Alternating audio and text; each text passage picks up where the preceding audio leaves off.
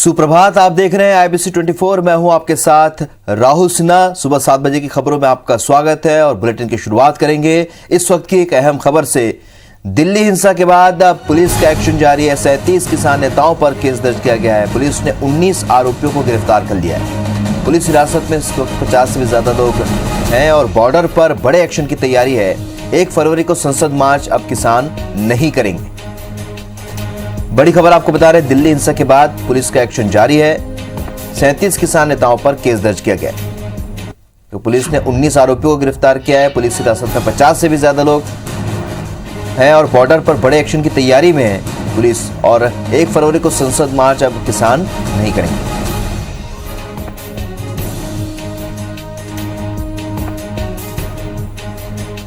तो आपको बता दें कि जिस तरीके से घटनाक्रम हुआ 26 जनवरी को, जिस तरीके से ट्रैक्टर रैली निकाली गई, उसके बाद सख्ती दिखाई है पुलिस ने। अब दिल्ली पुलिस एक्शन में है। 37 किसान नेताओं पर केस दर्ज किया गया है, जिनमें से 19 आरोपियों की गिरफ्तारी इस वक्त हो चुकी है और पुलिस हिरासत में इस वक्त 50 से ज्यादा लोग हैं। वहीं अब बॉर्डर पर बड़े एक्शन की तैयारी में है पुलिस। वहीं 1 फरवरी को अब संसद मार्च का जो कार्यक्रम है वो किसानों ने रद्द कर दिया है।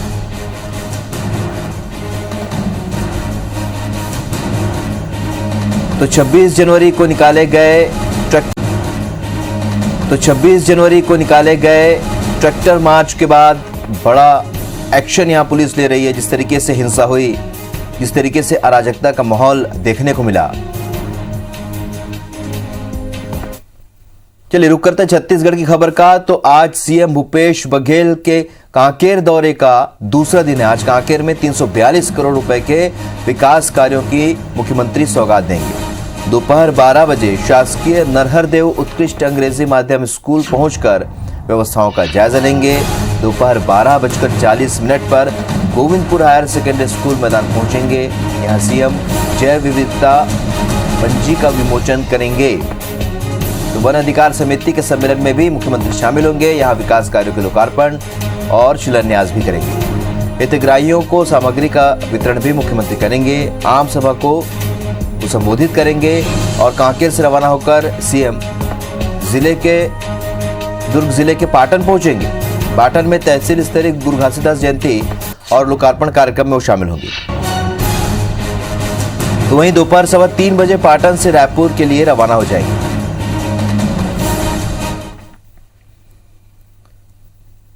मुख्यमंत्री भूपेश बघेल की अध्यक्षता में रायपुर में यूनिफाइड कमांड की आज मीटिंग होगी। बड़ी खबर आपको बता रहे हैं। इसमें यूनिफाइड कमांड के उपाध्यक्ष और प्रदेश के गृह मंत्री ताम्रध्वज साहू, गृह विभाग के अफसर, डीजीपी डीएम अवस्थी, सीआरपीएफ के डीजी समेत छत्तीसगढ़ में तैनात सभी सुरक्षा बलों के अफसर इस बैठक में शामिल होंगे। सर्किट हाउस में आज दोपहर ये बैठक होगी।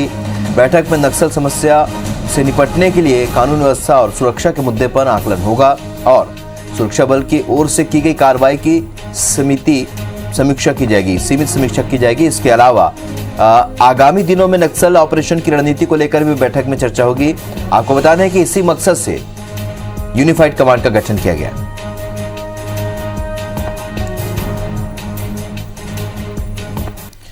तो छत्तीसगढ़ में आज क्या कुछ घटनाक्रम होने वाला है, इस जानकारी के साथ हमारे सहयोगी राजेश मिश्रा इस वक्त सीधे हमारे साथ जुड़ रहे हैं। राजेश, आज सीएम के दौरे से जुड़े बहुत सारी खबरें हैं और साथ ही आज यूनिफाइड कमांड की बैठक है। तो क्या कुछ इस बैठक में रहेगा और क्या कुछ राजनीतिक और गैर राजनीतिक घटनाक्रम होंगे छत्तीसगढ़ में आज?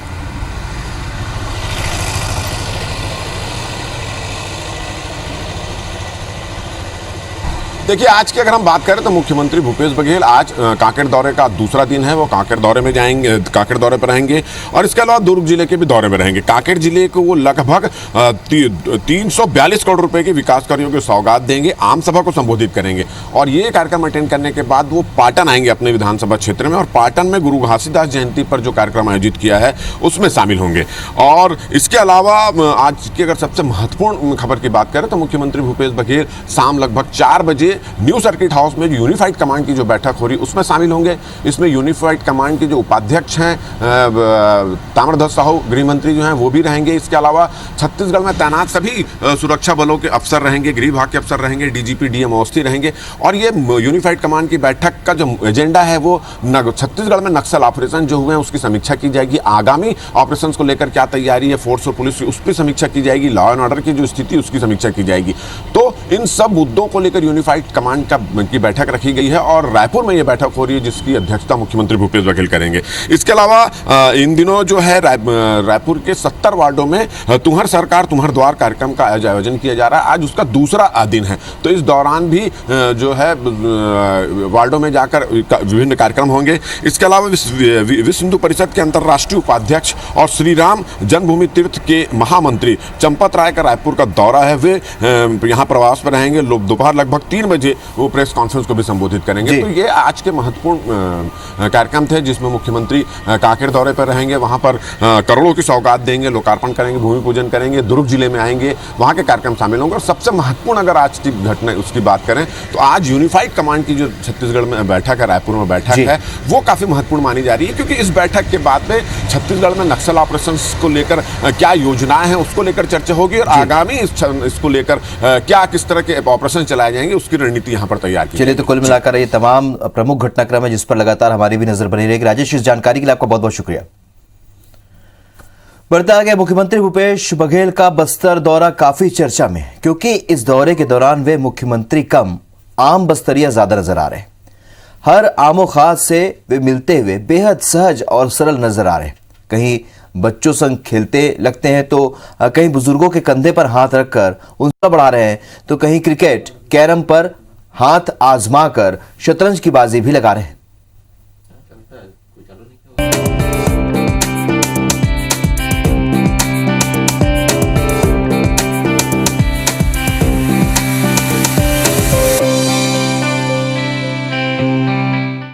वक्त और गुपचुप दोनों ही खाली होते हैं और स्वाद इस बात पर निर्भर करता है कि आप उसमें क्या कुछ भर रहे हैं। प्रदेश के मुख्यमंत्री भूपेश बघेल ने कोंडागांव की चौपाटी पर गुपचुप खाते हुए ये कहा और उनके इस पूरे दौरे में बस्तर के प्रवास के दौरान इसकी झलक उनके जो लोगों से मुलाकात थी उसमें साफ तौर पर दिखाई भी देती रही। कहीं भी वो मुख्यमंत्री नजर नहीं आए बल्कि आम लोगों के बीच आम आदमी की तरह वो लोगों से मिलते जुलते रहे।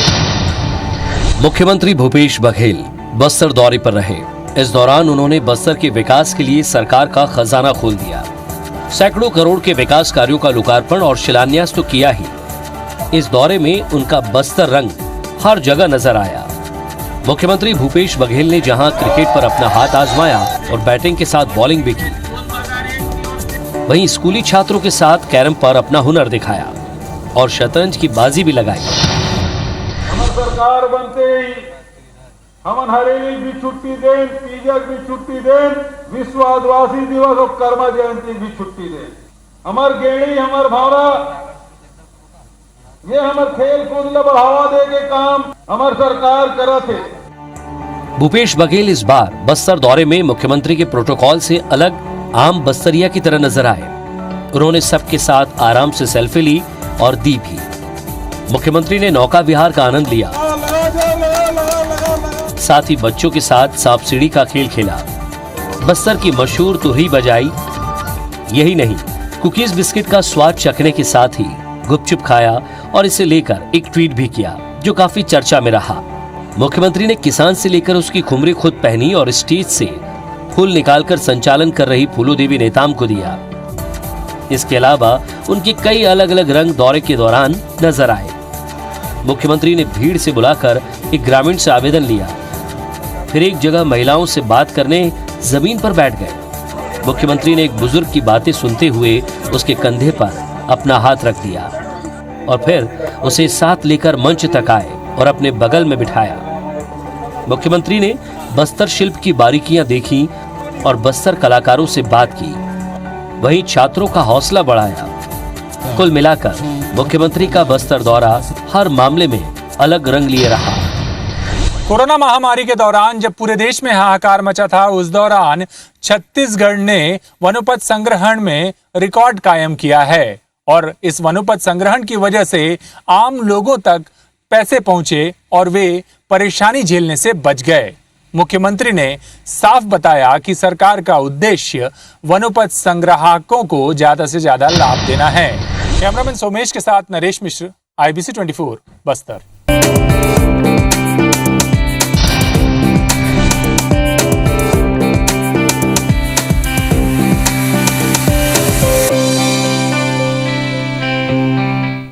चलिए छत्तीसगढ़ के बाद बात करेंगे मध्य प्रदेश की कुछ अहम खबरों की। तो आज यहां प्रमुख राजनीतिक खबर बता दें, यूथ कांग्रेस का आज वर्कशॉप है जिसमें MP यूथ कांग्रेस कार्यकारिणी की वर्कशॉप पे रखी गई। सचिन राव ये पदाधिकारियों की बैठक लेंगे। इसके अलावा बीजेपी की भी बैठक है। बीजेपी की बैठक में भी कुछ रणनीति बनाई जाएगी। सुबह 11 बजे बैठक, जिला अध्यक्षों की अहम बैठक है। 3 बजे से चुनाव संचालन समिति की पहली मीटिंग भी होगी। तमाम अपडेट्स के साथ हमारे सहयोगी नवीन सिंह इस वक्त हमारे साथ भोपाल से जुड़े। नवीन, आज प्रमुख राजनीतिक घटनाक्रम क्या होंगे मध्य प्रदेश में?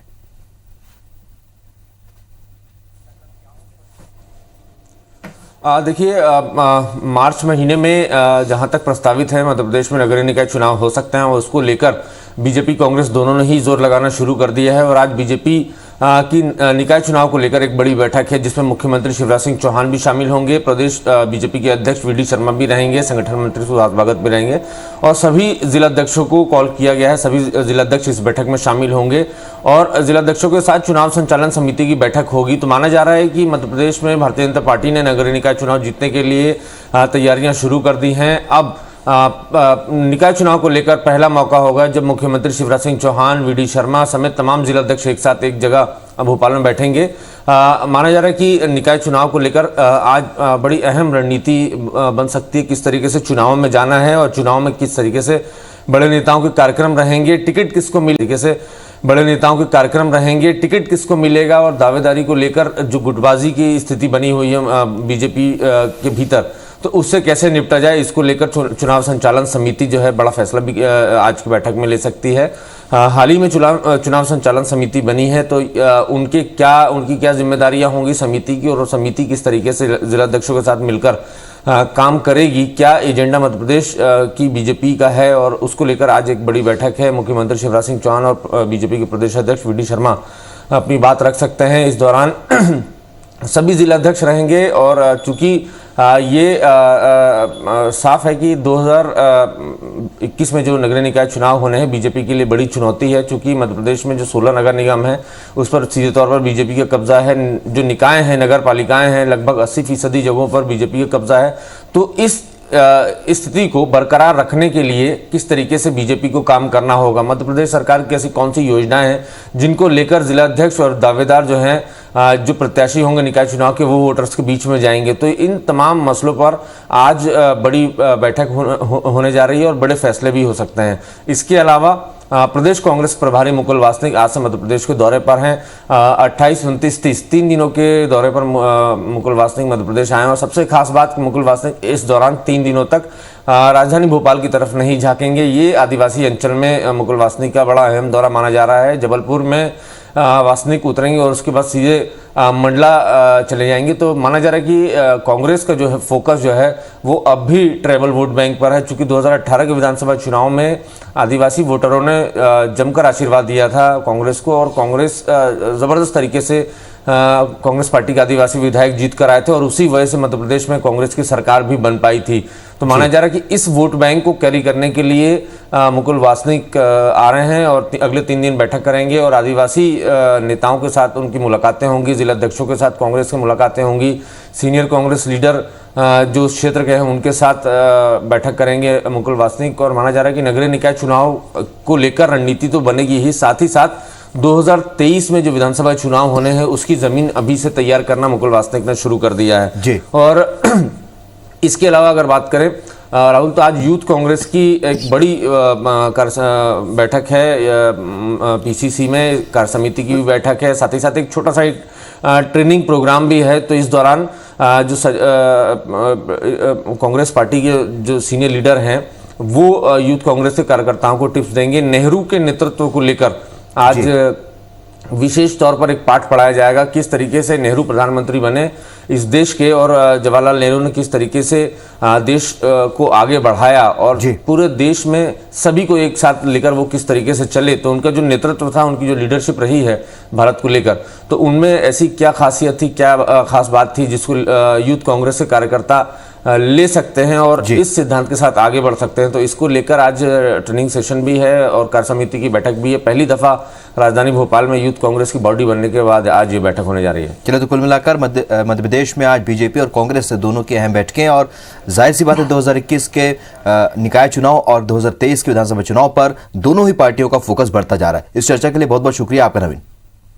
मुरैना में जहरीली शराब कांड में 28 लोगों की मौत के बाद अब पुलिस की कार्रवाई लगातार जारी है, और इसी के तहत एक्शन के दौरान जोरा थाना पुलिस सिकरौदा में नदी किनारे 125 पेटी शराब और 2 ड्रग केमिकल पकड़े हैं। बताया जा रहा है कि यहां बहुत बड़े स्तर पर नकली शराब का काम होता है। प्रशासन की कार्रवाई के डर से माफिया ने रात के अंधेरे में केमिकल और शराब को 3 कुओं में फेंक कर आग लगा दी। साथ ही नदी में भी 4 जगहों पर इसे नष्ट किया गया है और बाद में नहर का पानी नदी में छोड़ दिया गया। इन कुओं के अलावा सोन नदी के किनारे 4 जगह भी ओपी केमिकल और नकली शराब को फेंका गया है। हैरानी की बात यह है कि नदी में फेंकी गई शराब और केमिकल को ठिकाने लगाने के लिए तस्करों ने चंबल नहर के नदी का पानी रुख सोन नदी में मोड़ दिया। अब प्रशासन को इस बात का भी डर है कि कहीं केमिकल और शराब से नदी का पानी जहरीला ना हो जाए, और जिस तरह दतिया में ओपी केमिकल के पानी से मवेशी मरने की घटना हुई है, वैसी घटना यहां ना हो जाए। 3 कुएं में मिला हुआ है जहां शराब फेंकी गई है, जलाई गई है। ये पूरी जो जब्ती हुई है और जो कार्रवाई हो रही है, अनुसंधान चल रहा है इसका। निश्चित रूप से हम उनको पकड़ लेंगे जो इसमें लगे हुए हैं इस अवैध कारोबार में, और उनको हम अरेस्ट कर लेंगे।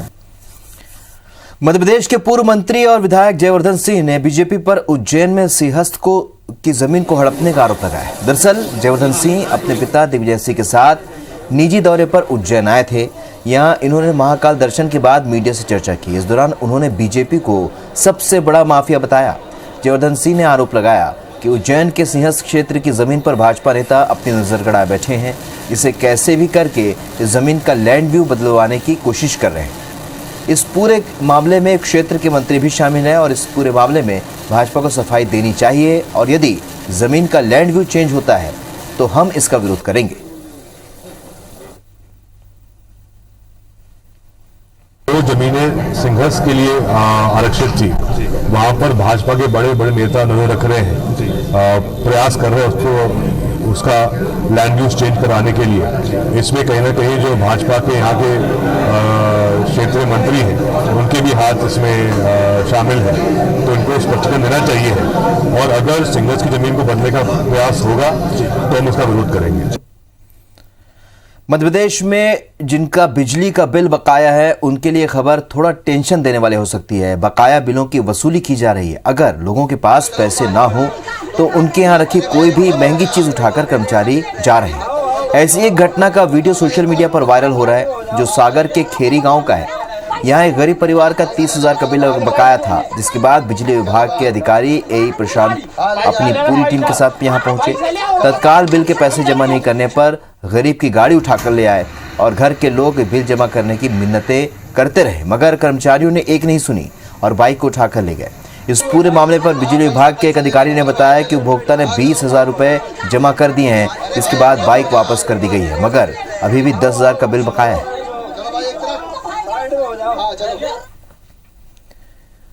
अंबिकापुर के जल संसाधन विभाग के कार्यालय परिसर में ही शासकीय कर्मचारियों को शराब और चिकन पार्टी करते हुए पाया गया। कैमरा देखकर कर्मचारियों ने मौके से भागने की कोशिश की, लेकिन उनकी हरकत कैमरे में कैद हो गई। बाद में जब उनसे इस आयोजन के बारे में पूछा गया तो बड़ी बेशर्मी से उन्होंने शराब और चिकन पार्टी को स्वीकारा भी।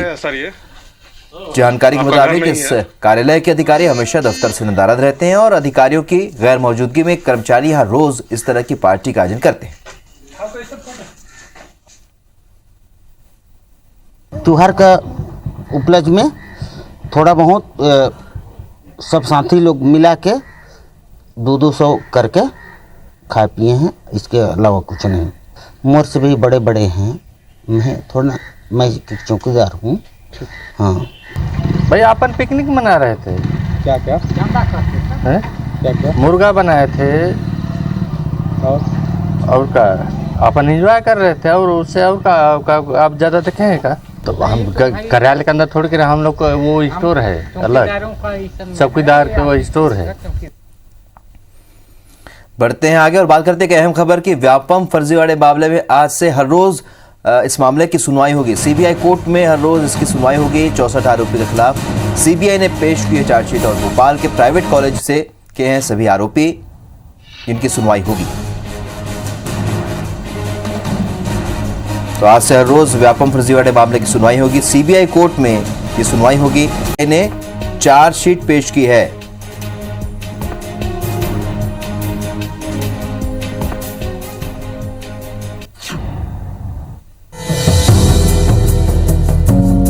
व्यापम फर्जीवाड़े मामले में प्रत्यक्ष और परोक्ष रूप से 45 लोगों की मौत हुई थी, जिसके बाद सुप्रीम कोर्ट के फैसले के बाद एसटीएफ ने 212 प्रकरणों की जांच सीबीआई को सौंपी थी, लेकिन 1040 शिकायतें एसटीएफ के पास लंबित थीं। तत्कालीन आईजी के निर्देश पर 530 शिकायतें जांच के लिए जिलों में भेजी गई, जबकि 313 की जांच बंद कर दी गई। जांच योग्य पाई गई 197 शिकायतों पर एसटीएफ ने जांच शुरू की और 16 मामलों में आपराधिक प्रकरण दर्ज किए गए। इस दौरान अगस्त 2019 में एसटीएफ ने पूर्व विधायक पारस सकलेचा समेत दूसरे शिकायतकर्ता आनंद राय और आशीष चतुर्वेदी के बयान भी दर्ज किए थे, लेकिन अब जांच ठंडी पड़ गई है। वर्तमान भाजपा सरकार द्वारा पूरे मामले की जांच को ठंडे बस्ते में डाल दिया गया है और लगातार उन सारी शिकायतों को डंप किया जा रहा है, तो जो निश्चित ही एक खेद का विषय है। क्या कारण है कि सरकार उसको आगे लेके नहीं जा रही है जांच को, और जो भी लोग हैं उनको दंडित नहीं कर रहे? क्योंकि इन्हें पता है जैसे ये उजागर होगा आधा मंत्रिमंडल जो है वो सलाखों के पीछे होगा, वो सरकार इनकी गिर जाएगी। अब हम आपको उन भर्ती परीक्षा की सूची दिखाते हैं जिनमें फर्जीवाड़े पर आपराधिक मामले दर्ज किए गए थे। पुलिस आरक्षक भर्ती परीक्षा 2012 और 13, पीएमटी 2012 और 13, प्री पीजी परीक्षा 2012, खाद्य निरीक्षक परीक्षा 2012, दुग्ध संघ भर्ती परीक्षा 2012, एसआई भर्ती परीक्षा 2012, संविदा शिक्षक वर्ग 2 और वर्ग 3 भर्ती परीक्षा 2011, वन रक्षक भर्ती परीक्षा 2012 और 2013, जेल प्रहरी परीक्षा 2012, परिवहन आरक्षक परीक्षा 2012, डेटा एंट्री ऑपरेटर भर्ती परीक्षा 2013। हालांकि सरकार दोषियों के खिलाफ सख्त कार्रवाई की बात कर रही है। व्यापम में जो भी लोग दोषी हैं, हमारी सरकार ने पूरी ईमानदारी के साथ काम किया। कुछ लोगों के खिलाफ आरोप पत्र तय करके कोर्ट में पेश किए हैं, कई लोग जेल में हैं, और जो और भी दोषी होंगे उनके खिलाफ भी कार्रवाई होगी। व्यापम घोटाले की कथा सालों से चली आ रही है। इसे चुनावी मुद्दा भी बनाया जाता है, लेकिन इसकी जांच ठंडे बस्ते में जाना कई सवाल खड़े कर रही है। नासिर गौरी, IBC 24, ग्वालियर। सुबह 7 बजे की खबरों में फिलहाल इतना, लेकिन ताज़ा अपडेट के लिए बने रहिए IBC 24 के साथ। नमस्कार।